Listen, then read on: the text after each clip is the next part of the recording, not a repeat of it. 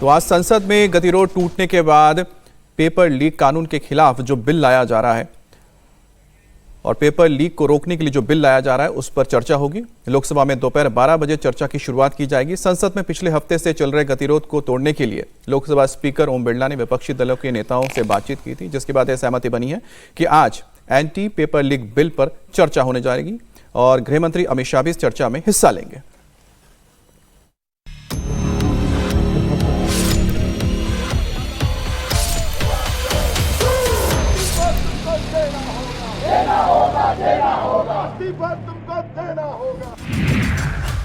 संसद में आज पेपर लीक बिल पर होगी चर्चा। माननीय सदस्यगण, ये महत्वपूर्ण विधेयक है और इस विधेयक से जो सदन की मंशा है, देश की मंशा है, उस पर व्यापक चर्चा होगी। लोकसभा स्पीकर ने तोड़ा गतिरोध, विपक्ष चर्चा के लिए राजी। मैं आपको पर्याप्त समय दूंगा इस विषय पर। सदन की जितनी सहमति होगी उतना समय मैं आपको इस विधेयक पर चर्चा करने के लिए दूंगा। विपक्ष करेगा भरपूर वार, सरकार हर जवाब के साथ तैयार।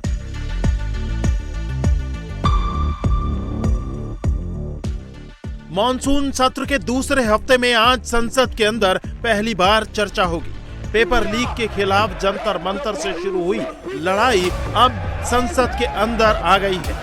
आज से देश की संसद करोड़ों छात्रों के भविष्य के साथ खिलवाड़ करने वाले माफिया के खिलाफ एकजुट होगी। लोकसभा स्पीकर की मैराथन कोशिशों के बाद विपक्ष मान गया है।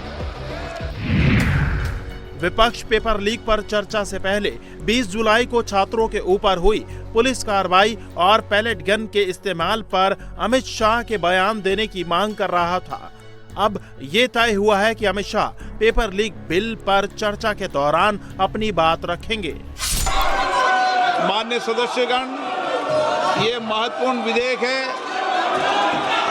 और इस विधेयक से जो सदन की मंशा है, देश की मंशा है, उस पर व्यापक चर्चा होगी। सभी दल के लोग इस विषय पर बहुत दिनों से मांग कर रहे थे और ये एक सुधार का प्रथम कदम है। मैं आपको पर्याप्त समय दूंगा इस विषय पर।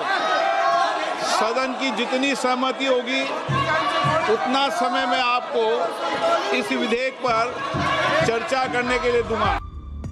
अमित शाह आज सदन में बोलेंगे। विपक्ष इसी शर्त पर तैयार हुआ है। कांग्रेस पहले दिन से अपने गोल पोस्ट चेंज कर रही है। केंद्र सरकार ने पेपर लीक के खिलाफ आंदोलन कर रहे छात्रों की मांगे मान ली हैं। धर्मेंद्र प्रधान इस्तीफा दे चुके हैं। पेपर लीक और कॉम्पिटिटिव एग्जाम में सुधार के लिए सरकार ने टास्क फोर्स बना दी है। संसद में पेपर लीक के खिलाफ कड़े कानून के लिए बिल भी पेश कर दिया। अब गृह मंत्री अमित शाह को निशाना बनाया जा रहा है। सोमवार को अमित शाह के खिलाफ नारेबाजी हुई। विरोधी दलों की मांग है कि आंदोलन के दौरान पुलिस ने जिस तरह छात्रों को निशाना बनाया, जो ज्यादतियां हुई, पैलेट गन का इस्तेमाल हुआ, उस पर अमित शाह सदन में आकर बयान दें।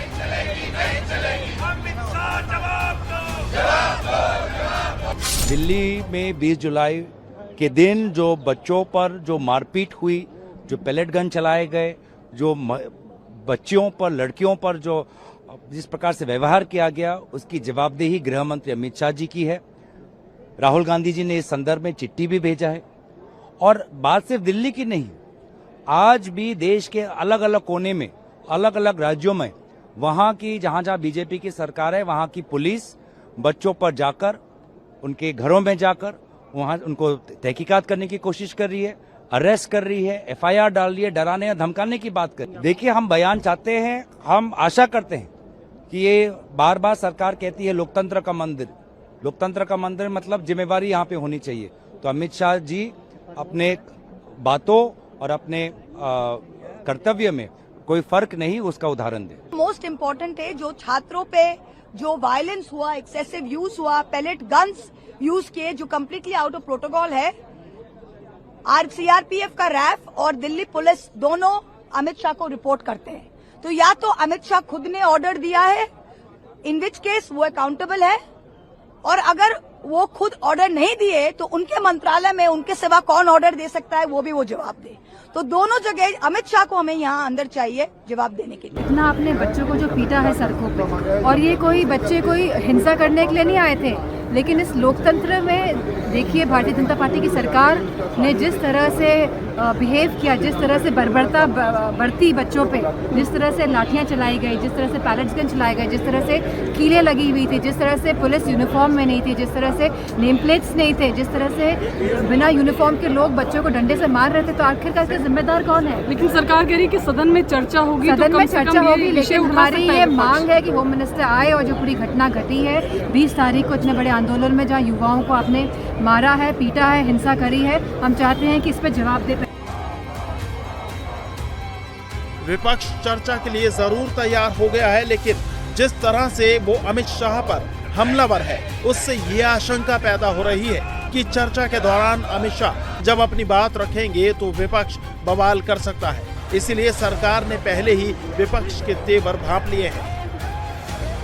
यहाँ से विषय भटकने का कोशिश ना करें। मैं फिर से कांग्रेस पार्टी और कुछ दल है उनको कहना चाहता हूँ, विषय को भटकने मत दीजिए। इस वक्त स्टूडेंट का इंटरेस्ट, देश में जो एग्जामिनेशन होने का जो प्रक्रिया आज तक हमने देखा है, उसको मजबूती से जो रिफॉर्म्स लाया है, इस पे चर्चा होना ये सबसे प्राथमिकता होना चाहिए। इस वक्त मुद्दे को भटकाने के लिए और मुद्दे चेंज करने के लिए कोई कोशिश ना करें। इस वक्त स्टूडेंट का वेलफेयर, स्टूडेंट का फ्यूचर और स्टूडेंट का इंटरेस्ट, ये हम सबका प्राथमिकता होना चाहिए। और पार्लियामेंट में इस वक्त कोई दूसरा विषय लेकर के नहीं आना चाहिए, नहीं तो टॉपिक डाइवर्ट हो जाएगा। प्रधानमंत्री से भी माफी मांगने की मांग कर रहे हैं। अलग अलग ये जो बहाना बना रहे हैं वो बिल्कुल ठीक नहीं है। हम बिल्कुल फोकस्ड है कि स्टूडेंट का इंटरेस्ट के लिए जो बिल लाया है,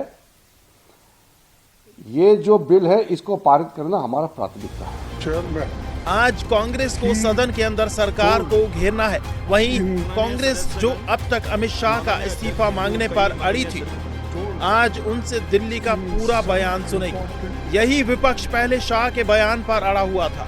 राहुल गांधी तो शाह का इस्तीफा तक मांग बैठे थे, लेकिन सरकार की तैयारी देखी तो दोबारा धर्मेंद्र प्रधान पर हमलावर हो गए। सोमवार को संसद पहुंचने पर जिस तरह एनडीए सांसदों ने धर्मेंद्र प्रधान का स्वागत किया, वो राहुल गांधी को अखर गया। इसीलिए सोमवार देर शाम उन्होंने सोशल मीडिया पोस्ट पर प्रधान के स्वागत समारोह की आलोचना करते हुए लिखा, धर्मेंद्र प्रधान भ्रष्टाचार और भारत की बर्बाद एजुकेशन सिस्टम के प्रतीक हैं और हमेशा रहेंगे। उसी सिस्टम ने 26 बच्चों की जान ली और लाखों युवाओं को सड़कों पर उतरने को मजबूर किया गया। इस्तीफा भी नैतिकता से नहीं, युवाओं के आक्रोश से डर कर देना पड़ा और आज उसी व्यक्ति को संसद में बीजेपी माला पहना रही है। यह कोई सम्मान नहीं, लाखों बच्चों के भविष्य की बर्बादी का जश्न है। देश का हर छात्र ये देख रहा है और इसमें शामिल हर चेहरा याद रखेगा।